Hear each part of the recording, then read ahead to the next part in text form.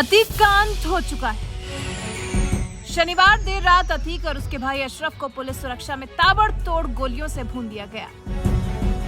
एक साथ चली कई राउंड फायरिंग में चंद सेकंड्स में ही अतीक का खेल खत्म हो गया।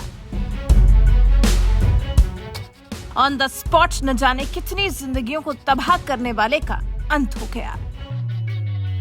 लेकिन जिस तरह से यह हत्याकांड हुआ है, ये किसी की भी कल्पना से परे है। कोई सोच ही नहीं सकता कि इस तरह से पुलिस सुरक्षा घेरे में खड़े अतीक को गोलियों से भूना जा सकता है। लेकिन ऐसा हुआ है और इसी के साथ अतीक का अंत हो गया।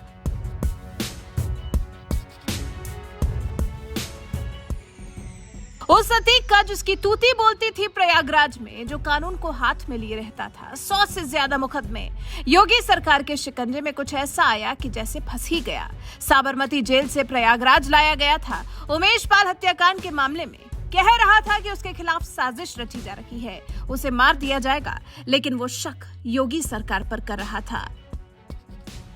यहाँ तो खेल 3 लड़कों ने बिगाड़ दिया। मीडिया कर्मी के भेष में आए लड़कों ने ताबड़तोड़ गोलियां चलाकर अतीक की जीवन लीला समाप्त कर दी। उस अतीक की जिसने दहशत का पूरा साम्राज्य खड़ा किया हुआ था। गेस्ट हाउस कांड से लेकर उमेश पाल हत्याकांड तक अतीक की पूरी क्राइम कुंडली जानेंगे तो खौफ से भर जाएंगे। साल 1989 अतीक की आपराधिक दुनिया की कहानी की शुरुआत। इलाहाबाद के चकिया मोहल्ले में फिरोज अहमद का परिवार रहता था। वो तांगा चलाकर अपने घर वालों का गुजर बसर करते थे। फिरोज का बेटा अतीक हाई स्कूल पास नहीं कर सका था, कहा जाता है। लेकिन अतीक को अमीर बनने का बहुत शौक था, जिसके लिए वो गलत धंधों से जुड़ा और रंगदारी वसूलने लगा। सोचिए, अतीक सिर्फ 17 साल की उम्र में हत्या का आरोपी बन चुका था। गेस्ट हाउस कांड में अहम भूमिका। जून 1995 में हुए लखनऊ गेस्ट हाउस कांड से भी अतीक का नाम जुड़ा है। अतीक अहमद इस कांड के मुख्य आरोपियों में शामिल था, जिन्होंने मायावती पर हमला किया था। मायावती ने इस मामले में कई आरोपियों को माफ कर दिया था, लेकिन अतीक को नहीं बख्शा था। मायावती जब सत्ता में आई तो उन्होंने अतीक पर कानूनी शिकंजा कसना शुरू किया था। इस दौरान उसकी संपत्तियों पर बुलडोजर चलाने से लेकर और भी कई बड़े एक्शन लिए गए। मायावती के शासनकाल में ही अतीक अहमद जेल गया था, लेकिन फिर भी अतीक की गुंडई कम नहीं हुई। वो जेल से अपनी जुर्म की दुनिया को और बड़ा करता चला गया। इतना ही नहीं, जेल में रहते हुए ही राजनीति की दुनिया में भी अतीक अहमद ने कदम रखा था और राजनीति में भी छा गया। 2004 में सांसद बना अतीक अहमद। साल 2004 के लोकसभा चुनाव के दौरान यूपी की फूलपुर लोकसभा सीट से अतीक अहमद को सपा का टिकट मिला था और इस चुनाव में जीत दर्ज कर अतीक सांसद बना। इससे पहले अतीक अहमद इलाहाबाद पश्चिम विधानसभा सीट से विधायक था। सांसद बनने के बाद ये सीट खाली हो गई। कुछ दिन बाद जब चुनाव का ऐलान हुआ तो सपा ने अतीक अहमद के छोटे भाई अशरफ को यहां से टिकट दिया। बसपा ने अशरफ के सामने राजू पाल को खड़ा किया था। इस उपचुनाव में राजू पाल ने अशरफ को हरा दिया था। 2005 में रचा गया राजू पाल हत्याकांड। राजू पाल पहली बार विधायक बने थे। अतीक के भाई अशरफ को हराकर इसके कुछ महीने बाद, यानी कि 25 जनवरी 2005 को दिन दहाड़े गोली मारकर राजू पाल को मौत के घाट उतार दिया गया। इस दौरान देवी पाल और संदीप यादव नाम के 2 अन्य लोगों की भी मौत हुई थी। इतना ही नहीं, 2 अन्य लोग भी गंभीर रूप से घायल हुए थे। इस सनसनीखेज हत्याकांड से राज्य की सियासत में भूचाल आ गया था और इस हत्याकांड में अतीक और उसके भाई अशरफ का नाम सामने आया था।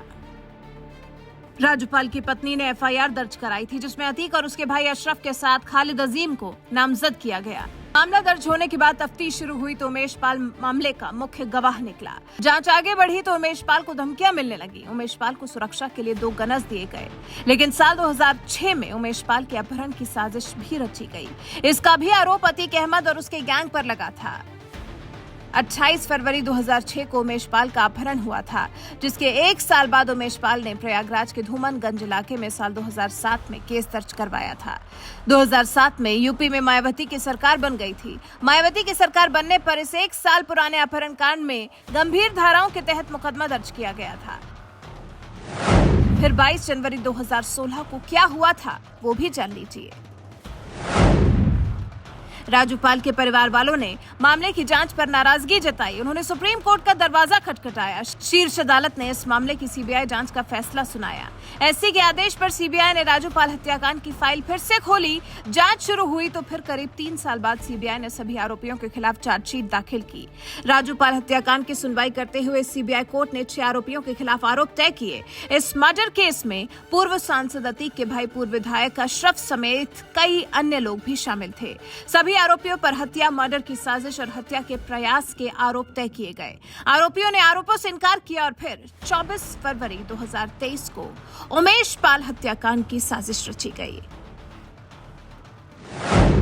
उमेश पाल हत्याकांड में फंस गया थी।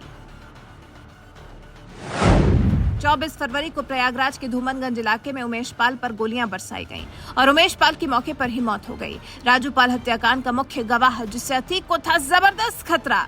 पति की मौत पर उमेश पाल की पत्नी ने शिकायत दर्ज कराई और शिकायत के आधार पर 25 फरवरी को अतीक अहमद, अशरफ अहमद की पत्नी शाइस्ता परवीन, 2 बेटों गुड्डू मुस्लिम और गुलाम के अलावा 9 और लोगों के खिलाफ मामला दर्ज किया गया था।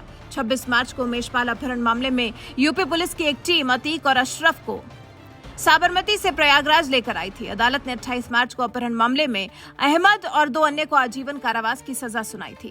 पुलिस के मुताबिक अतीक पर उमेश पाल हत्याकांड समेत करीब 100 आपराधिक मामले दर्ज हैं। अतीक को अब अपनी मौत का डर सताने लगा था, क्योंकि सीएम योगी ने भी तो माफियाओं को मिट्टी में मिला देने का दम भरा था। जिसके बाद अतीक ने अपनी सुरक्षा के लिए सुप्रीम कोर्ट का रुख किया था। दावा किया था कि उसे और उसके परिवार को उमेश पाल हत्याकांड में झूठा फंसाया जा रहा है। उसने आशंका भी जताई थी कि उसे मुठभेड़ में मारा जा सकता है। मुठभेड़ में अतीक तो नहीं, लेकिन अतीक का बेटा असद मारा गया और बेटे की मौत को 48 घंटे भी ठीक से नहीं बीते थे कि लाइव कैमरा पर अतीक और अतीक के भाई अशरफ की सरेआम गोलियों से भूनकर हत्या कर दी गई। अब इस हत्या के पीछे कौन है? किसने अतीक से अपनी पुरानी दुश्मनी निकाली है, या किसी ने योगी सरकार के खिलाफ बड़ी साजिश को प्लान किया है? फिलहाल समझ पाना मुश्किल है, लेकिन अब यह मामला और ज्यादा पेचीदा और समझ से परे वाला हो चला है। देखना दिलचस्प होगा कि अब इस मामले में क्या क्या नया निकलकर सामने आता है। वैसे आपका इस बारे में क्या कुछ कहना है? अपनी राय हमें कमेंट कर जरूर बताएं।